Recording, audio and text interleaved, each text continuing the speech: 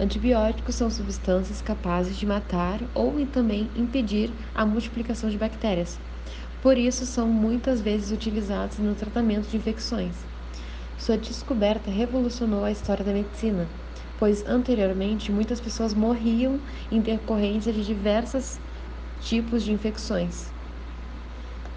A maioria dos antibióticos utilizados são produzidos por bactérias do gênero Streptomyces e por alguns fungos do gênero Penicillium e Cephalosporin. Esses compostos podem ter ação antibacteriana, antifúngica, antiviral e antiplástica.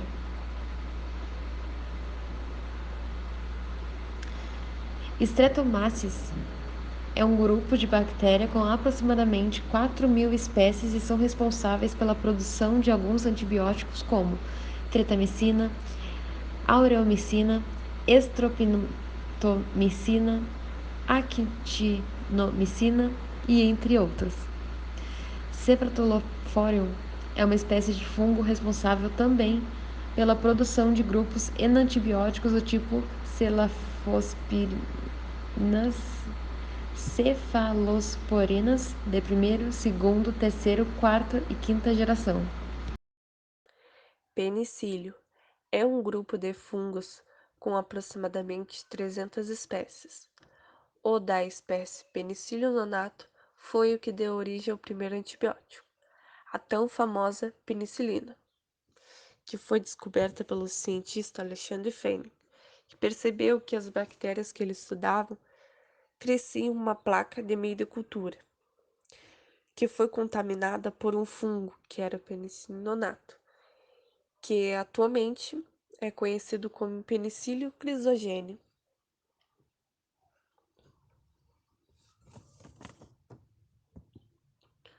Figura 1. Estrutura molecular da penicilina. A letra B, em azul, corresponde ao anel beta-lactânico. Já a letra A, em azul, corresponde ao anel titazonilídico. A letra R, circulada, pode ser representada por diversos substituintes, que dão origem às diversas penicilinas disponíveis.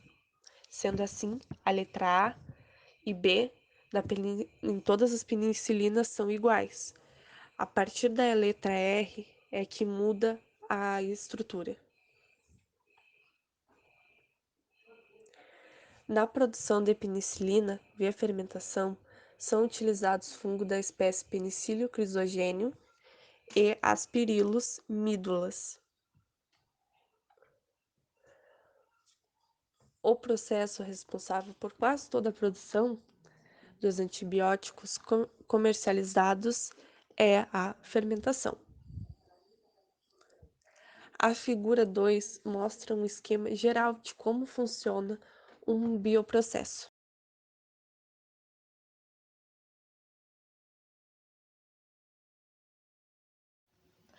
Aqui temos as principais etapas de um processo de fermentação.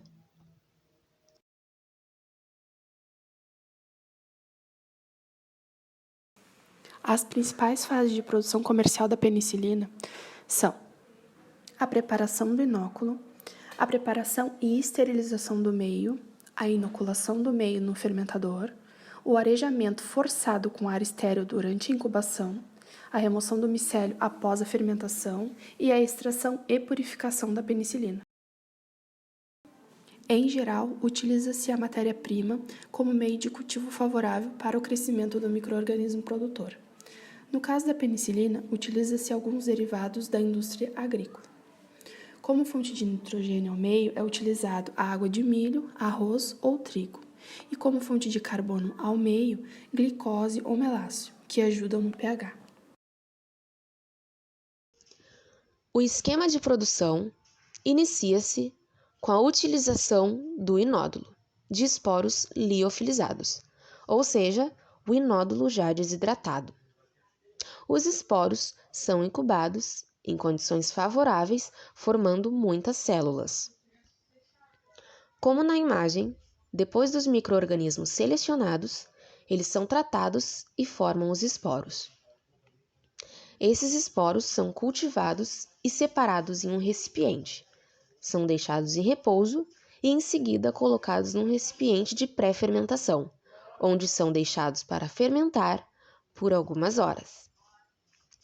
Depois, são colocados em um fermentador, em um bioreator no caso, com temperatura adequada.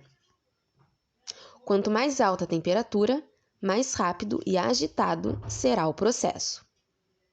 Depois do fermentador, depois que o micélio foi tirado do bioreator, o micélio passa pelo processo de filtração, onde toda a matéria indesejada é retirada.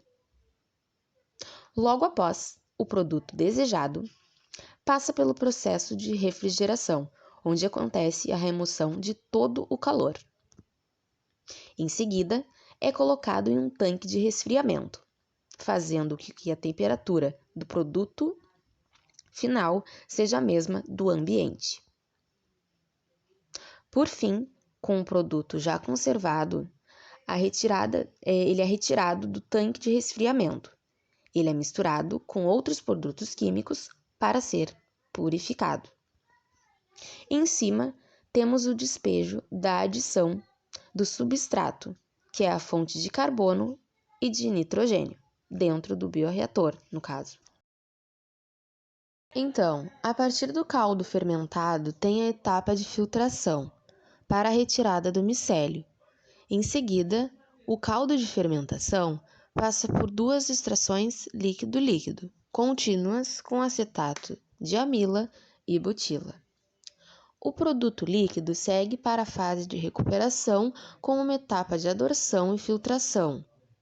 Após a filtração, é necessário precipitar a penicilina existente no líquido, e isso se faz reagindo o composto com acetona. Depois de precipitada, deve haver uma nova filtração para separar a penicilina do líquido. A purificação do antibiótico se funde com a cristalização usando o isopropanol, sendo centrifugado. Logo após, vem a secagem, levando ao produto final. Como falado anteriormente, aqui acontece todo o processo de purificação, até a obtenção do produto final.